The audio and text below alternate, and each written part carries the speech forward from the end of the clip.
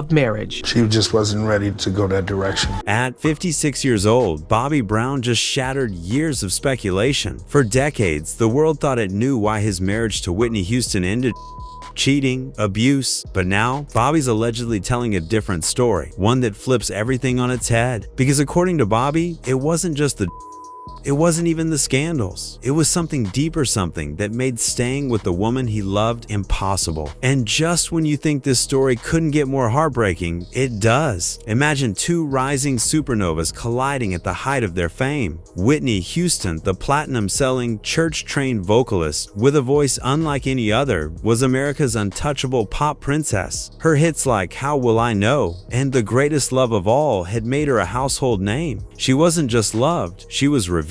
And Bobby Brown? He was the swagger-filled bad boy from Boston, fresh off the success of his 1988 album Don't Be Cruel, which spawned multiple chart toppers like My Prerogative and earned him the title of R&B's Wild Child. So when they met backstage at the 1989 Soul Train Music Awards, it wasn't exactly love at first sight. In fact, the moment was comically awkward. Whitney, laughing and hugging friends, kept accidentally bumping Bobby on the back of the head. He turned around with an attitude. At the Soul Train Awards, and Whitney walked up and was bumping me. She just kept bumping me.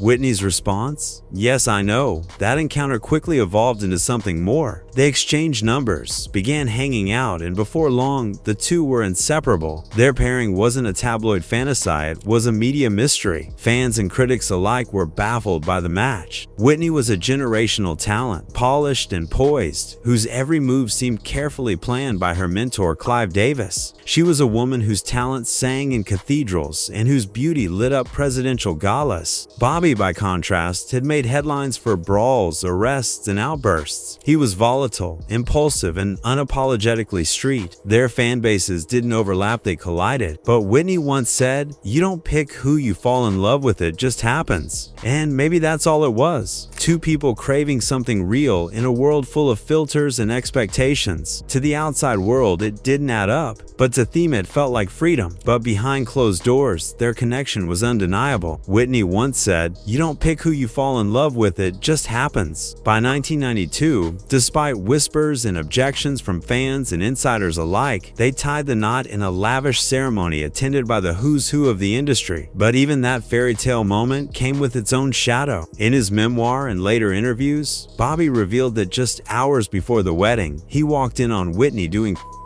She casually offered him a line. He declined, stunned. That moment, Bobby said, was the first time he saw the darkness that lurked beneath the glitter. Well, that was the first time I had actually saw her. From the very beginning, their union was marked by contradiction, love, and secrecy, devotion, and denial. The wedding might have sealed their bond, but it also sealed their fate, a relationship destined to struggle between public image and private pain. To the world, Whitney and Bobby looked like opposites living on borrowed time. She was gospel royalty, America's golden girl with a flawless public image. He was the self-proclaimed bad boy of R&B street bred, wild, and unpredictable. On paper, they were fire and ice. But as Whitney once said, Bobby comes from Boston, out of the projects. I come from Newark, out of the projects. Their upbringings, shaped by struggle and survival, gave them a shared language that cameras couldn't capture. Still, the relationship raised eyebrows. Bobby was already a father of 3 by different women.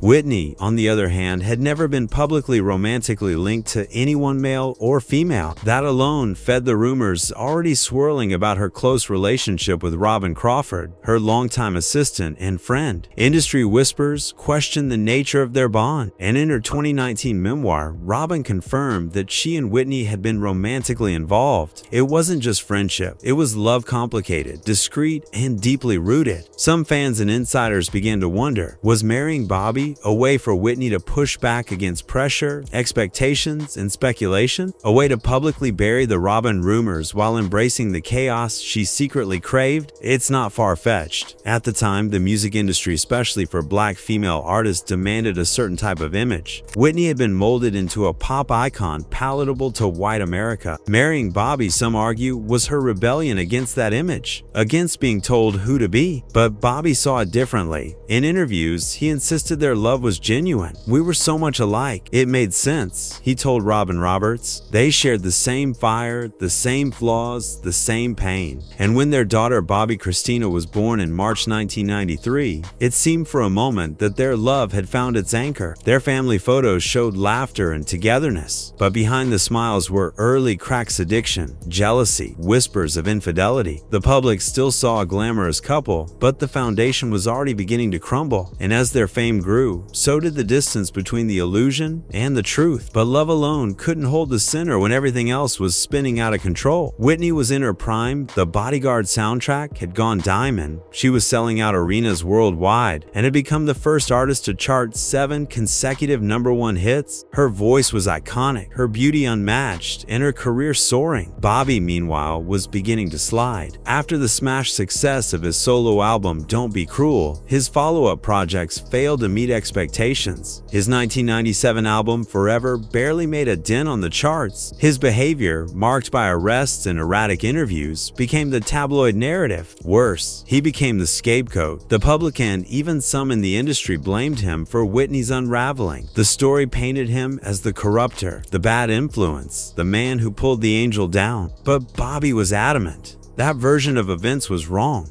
In his memoir, Every Little Step, and during multiple interviews, Bobby claimed Whitney was already using substances before he ever came into her life. "It wasn't me who started her," he wrote. "I take my part, and I take it hard for me even being a part of it, but we all have our own minds." It wasn't me. It started her, but we all have our own minds. And behind closed doors, their lifestyle had become a hidden storm. Bobby revealed that he and Whitney would retreat to one wing of their mansion for days at a time, indulging in and laced with crack while nannies watched over their daughter just rooms away. It was more than addiction. It was escape. Escape from fame, from pressure, from each other. And eventually, the cracks in their private life spilled into public view. Whitney began canceling shows, including a high-profile homecoming concert in Newark that she backed out of just 15 minutes before showtime. Her voiceo, once-in-a-generation gift, began to falter. Her energy on stage became unpredictable. By 2000, she had reportedly been dismissed from an Oscars performance after failing to deliver during rehearsals. The whispers grew louder. And then in 2002 came the interview that would change everything. Sitting across from Diane Sawyer on ABC, Whitney tried to set the record straight. But what fans remember most wasn't her defense site, was the phrase she uttered when asked about using crack. "Crack is whack," she said defiantly. "I make too much money to ever smoke crack." Where she first sang a solo and stunned the congregation.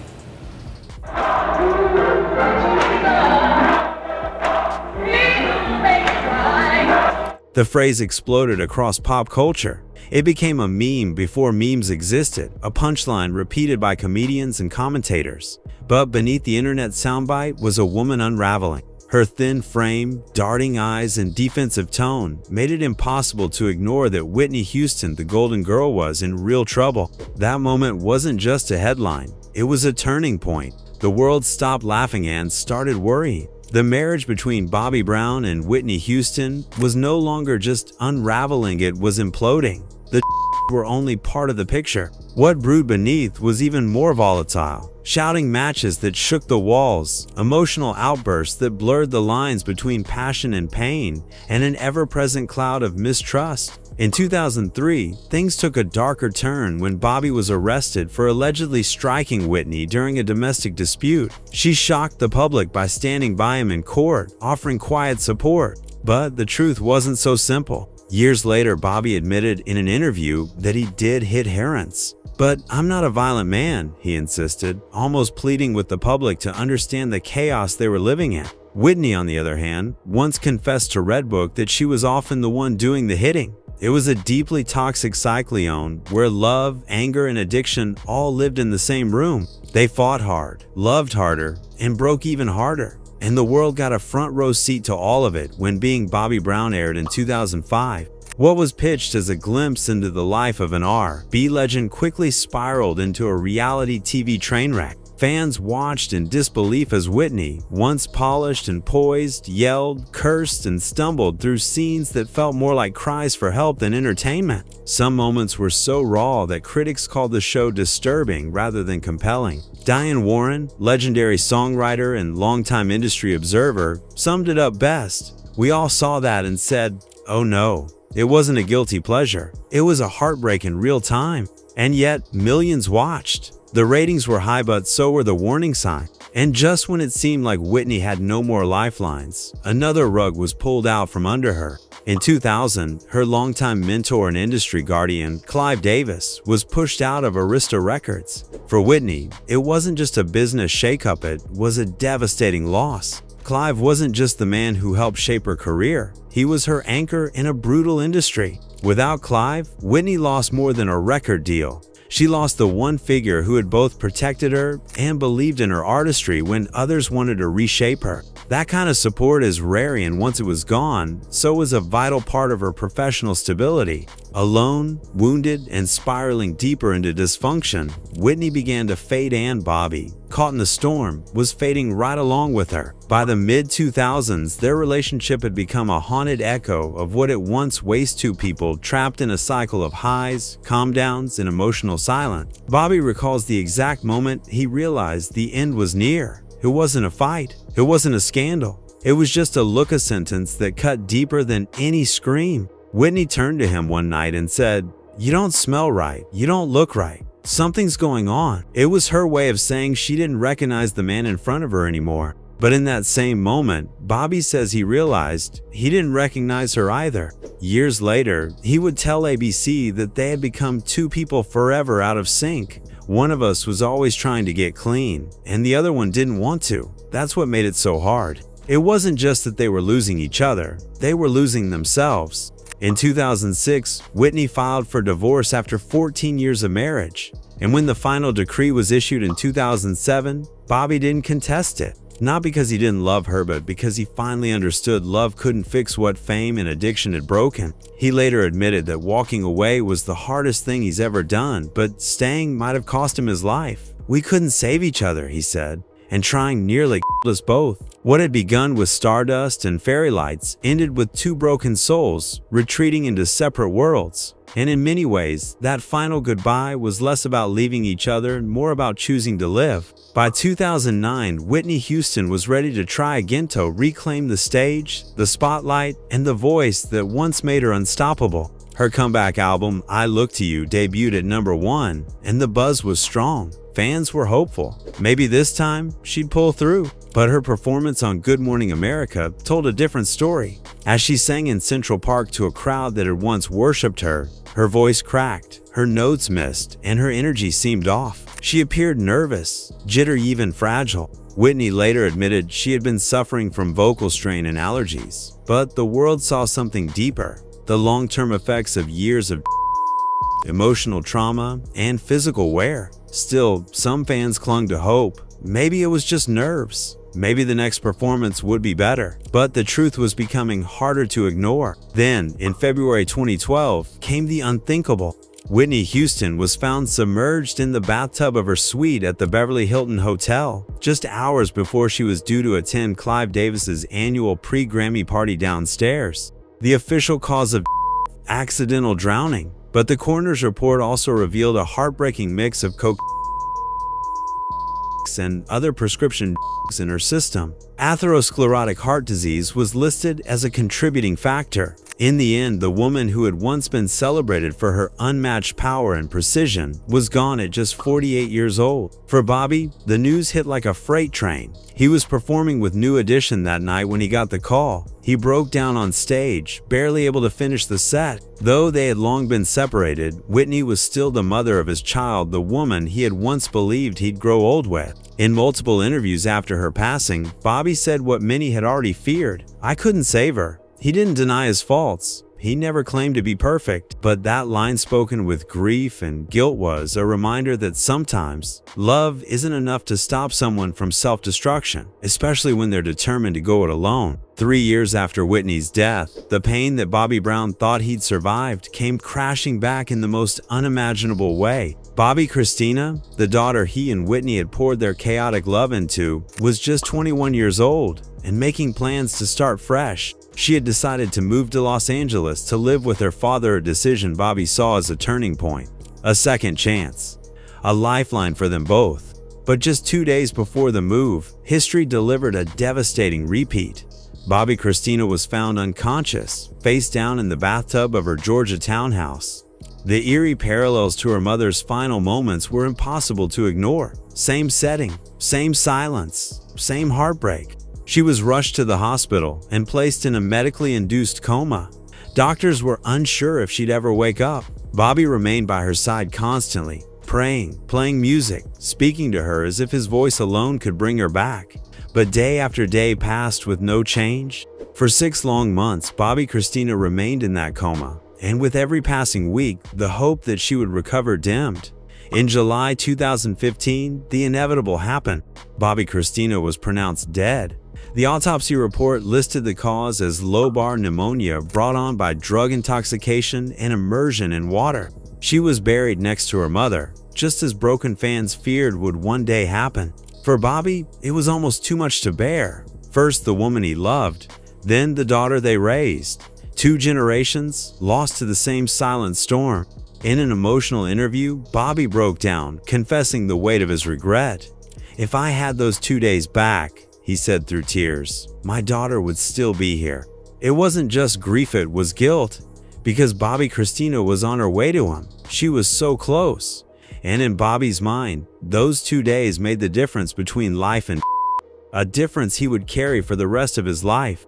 Today, Bobby Brown is 56 years old. He's remarried to Alicia Etheridge, his longtime manager, and the woman who helped him rebuild his life. Together, they have 3 children, and Bobby is back on the road, performing with a reunited New Edition clean, grounded, and trying to make peace with his past. But the shadows of what came before still linger. For years, fans and media alike speculated, why did Bobby really leave Whitney? Was it the infidelity, the drugs, the chaos? The answer, as Bobby later revealed, was more heartbreaking than dramatic. In his own words, "I would have died if I stayed." He said it not with anger, but with exhaustion, the sound of a man who had lived through too many storms. "I couldn't save her, and I couldn't lose myself too." He doesn't claim to be innocent. Bobby has always acknowledged his mistakes. He's owned the dysfunction, the addiction, the rage. But what he also admits is this: love doesn't always fix the broken. And sometimes walking away isn't giving up, it's the only way to survive. To this day, the debate continues. Some fans believe Bobby left when Whitney needed him most, that he walked out at her lowest point. Others argue the opposite, that he stayed as long as he could, but leaving was the bravest thing he ever did. That healing isn't linear. It's not always visible, but in every performance, every interview, and every tear he sheds for the ones he's lost, you can feel the weight he still carries and the strength it took to survive it. Which brings us to the bigger question. So now we ask you, if the person you loved most refused to change, would you stay? Was Bobby brave or broken? Drop your thoughts in the comments. Because sometimes, love doesn't conquer all. Sometimes, walking away is the only way to survive. And in Hollywood, not every fairy tale gets a happy ending. Stay tuned, because the truth behind these icons, it's rarely what we expect.